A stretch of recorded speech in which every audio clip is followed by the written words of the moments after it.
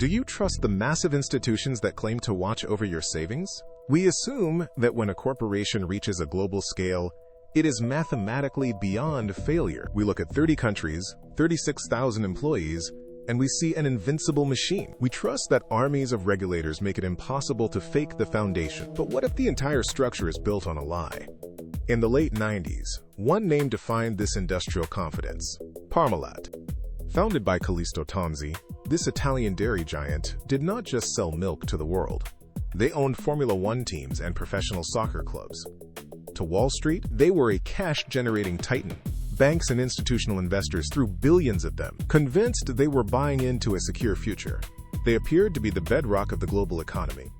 Yet, behind the polished facade of sports, sponsorships, and constant expansion, the empire was a hollow shell. The reality was not a miracle of industry, but a masterclass in deception, waiting for the first crack to bring the entire system down. The aggressive expansion was a failing strategy from the start. Every new acquisition bled cash, draining the company's vitality. Instead of retreating or admitting the losses, Calisto Tanzi and his CFO, Fausto Tona, made a choice. They doubled down on the deceit. They began moving pieces across a hidden board to keep the illusion alive. They constructed a labyrinth of offshore shell companies scattered across the Caribbean. These entities existed only on paper, designed to serve as black holes for the company's mounting debt. Tanzi and Tana moved their financial failures into these shadows, burying the rot where no auditor would think to look. They were not managing a business anymore. They were managing a ghost. Every transaction was calculated to shift numbers from the public ledger into the private void. They moved billions in debt, scrubbing the balance sheets clean of the truth. It was a systematic effort to starve the reality of the company so the mirage of success could continue to grow. As the losses deepened, the complexity of their web grew with them, locking them into a cycle of constant, frantic maintenance. The shell companies were not enough to hide the bleeding. Tanzi and Tana needed cash flow that did not exist. They turned to the ledger and simply started writing. They invented sales for powdered milk, shipping massive quantities to Cuba. The shipments were phantom cargo. The ports were empty. The money was a digital fiction. Hundreds of millions of euros appeared on the books, attributed to these non-existent transactions.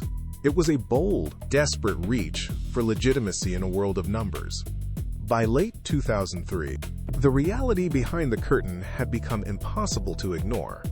The black hole of debt had expanded to 14 billion euros. The company was consuming itself to sustain the lie. Interest payments alone were stripping the company of its remaining assets. The math had reached a violent breaking point. There was no more room to maneuver.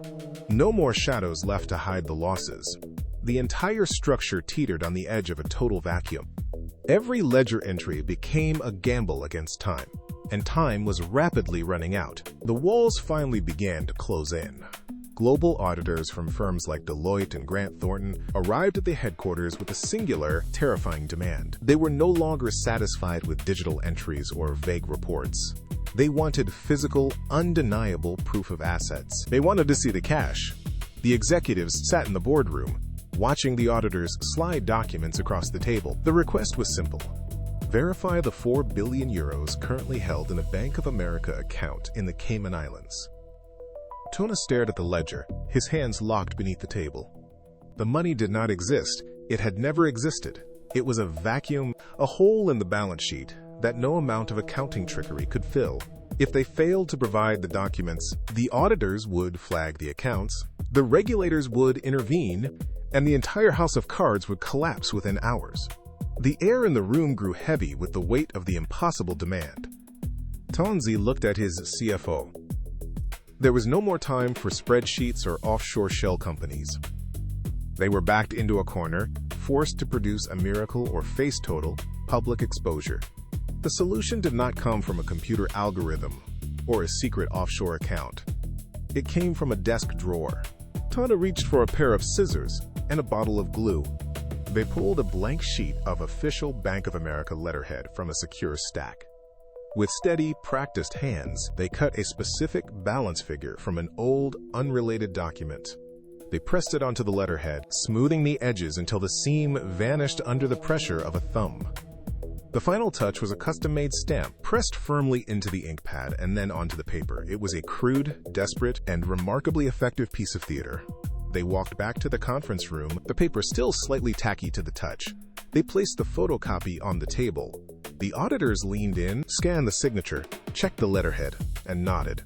The mirage was certified. 4 billion euros were suddenly, magically, accounted for. The tension in the room snapped, replaced by the hollow relief of a lie that had survived its first test. They had gambled the entire existence of the corporation on a scrap of paper and a few minutes of handiwork, and somehow, the world had believed them. The lie held for exactly 1 month. In December, the illusion cracked when a routine payment failed to materialize. The market did not merely react, it convulsed. Suspicion turned into a desperate hunt for liquidity that simply was not there. Regulators, sensing the discrepancy, bypassed the company entirely and contacted Bank of America. They asked for verification of the 4 billion euros. The response was immediate and devastating. On December 19th, the bank confirmed the truth. The account never existed. The 4 billion euros were a complete fabrication. The news hit the financial markets like a shockwave. In a matter of hours, the empire evaporated. Stock prices plummeted, hitting zero as trading halted. Over 100,000 investors watched in real time as their life savings vanished into the ether. The structure, built on thin air and paper, finally gave way under the weight of reality. The confidence that had sustained the giant for years was replaced by an absolute, irreversible panic. What had been a global symbol of financial power was now exposed as a hollow, fraudulent shell. There was no recovery. The era of the Titan ended in a single day of total ruin. The police raid hit the headquarters like a tidal wave. Officers moved through the corridors, but they were too late to save the data. In a back office, Tana was already at work. He gripped a heavy hammer, swinging it repeatedly into the casings of the central servers. Plastic shattered. Internal components sparked and bent under the blunt force. He was trying to bury the digital evidence of the 14 billion euro void, but the wreckage only served as a monument to their failure. Calisto Tanzi was arrested shortly after, eventually receiving an 18-year prison sentence. The courtroom drama served as the final chapter, but the damage was already permanent. The Parmalat collapse remains a cold reminder of a terrifying reality. You can construct the most complex, audited empire on Earth, and it can all be dismantled by desperate men with a pair of scissors and an office scanner. If a multi-billion-dollar corporation can fake its existence with school supplies, what else on the market is currently a lie? The question remains, and the answer is never as secure as we want to believe. Trust is a fragile currency, and once it is spent, it never returns.